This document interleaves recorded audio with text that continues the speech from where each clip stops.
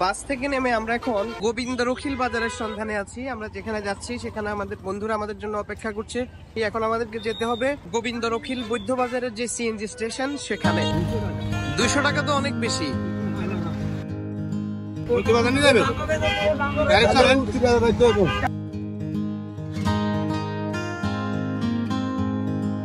চন্দ্রগঞ্জ পশ্চিম বাজার সিএনজি স্টেশনে অপেক্ষা করছি, যেখান থেকে বৌদ্ধ বাজারের সিএনজি পাওয়া যায়। ইমরান, কি খবর বন্ধু? আমরা ওর জন্য একটা দোকানে অপেক্ষা করছিলাম। অপেক্ষার অবসান ঘটিয়ে ইমরান ফাইনালি আসছে। কানে ফোন আর মুখে রাজ্যের বিরক্তি নিয়ে এখন অপেক্ষা আজকের জন্য। বলো, এত দেরি করতেছে কেন? আমাদের কিছু বলাই নেই। আমার 3টার মধ্যে চলে আসার কথা, এখন বাজে 5:29। ওটা নিয়ে কি বলবো আমি? আর আমরা নিজেরাও আসি এখানে উদ্যোস্তির মতো বন্ধু, আমরা নিজেরাও আসা হয় না, ঘর করে দিয়ে গেছি।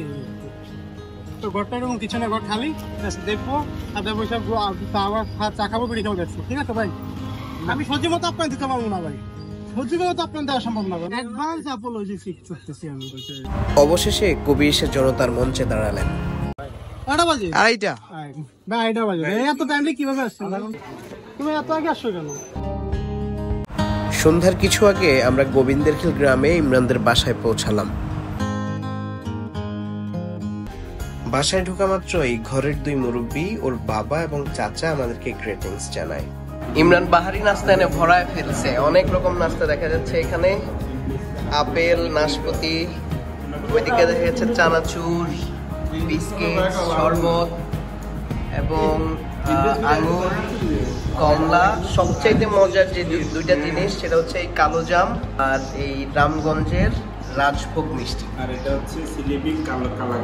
এইটা আমি যেহেতু খাওয়ার সময় বেশি নাই, তার পেট ভরে আনলাম। তাহলে আমরা বাইরে ঘুরে আসি। বাইরে ঘোরার জন্য ইমরান আমাদেরকে খালপাড় নিয়ে যায়। খালপাড় রাতের বেলায় ভীষণ ভয়ঙ্কর একটি জায়গা, এমনটাই অন্যদের মুখে শুনেছে ইমরান। যে জায়গাটায় যাচ্ছি আমরা, সাবধান থাকবে, সবাই ফুটো দিয়ে নিবে, যেখানে ভয়ে অনেকে যায় না।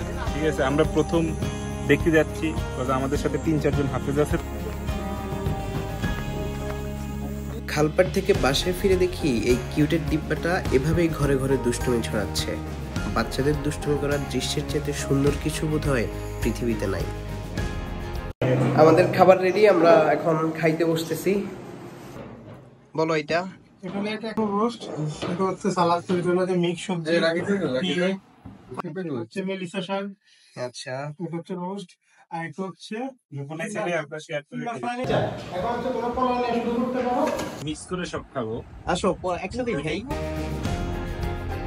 ও তো লজ্জায় খাচ্ছে না, দাও না। আমরা কি করতেছি? তুমি পছন্দ করো একটা জিনিস, এটা আমার কাছে অনেক অতিরিক্ত হয়ে গেছে। ইমরানের আতিথেয়তায় আমরা মুগ্ধ। এত চমৎকার আপ্যায়ন করার পরেও সে মেন্টালি স্যাটিসফাইড না, এটা বুঝলাম না কেন, but we are really satisfied. অসাধারণ ছিল, সব খাবারগুলো অনেক টেস্টি ছিল। স্পেশালি টুনা ফিশটা অনেক ভালো ছিল, গরু মাংস অনেক ভালো ছিল। আমার কাছে স্পেশালি যে জিনিসটা বেশি ভালো লাগছে সেটা হচ্ছে রোস্ট। প্রথমত হচ্ছে রোস্ট, সেকেন্ড হচ্ছে মাংসটা, এটা মহিষের মাংস, এটা ভালো লাগছে।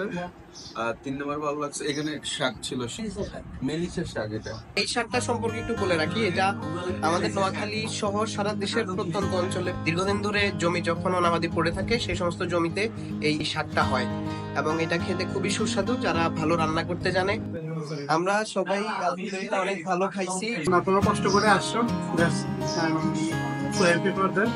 আমি কষ্ট করতে পারিনি, বাট পরে ইনশাল্লাহ বসেও থাকলে তখন তোমাদের ভাবে তোমাদের ভালো করে আপ্যায়ন করবো।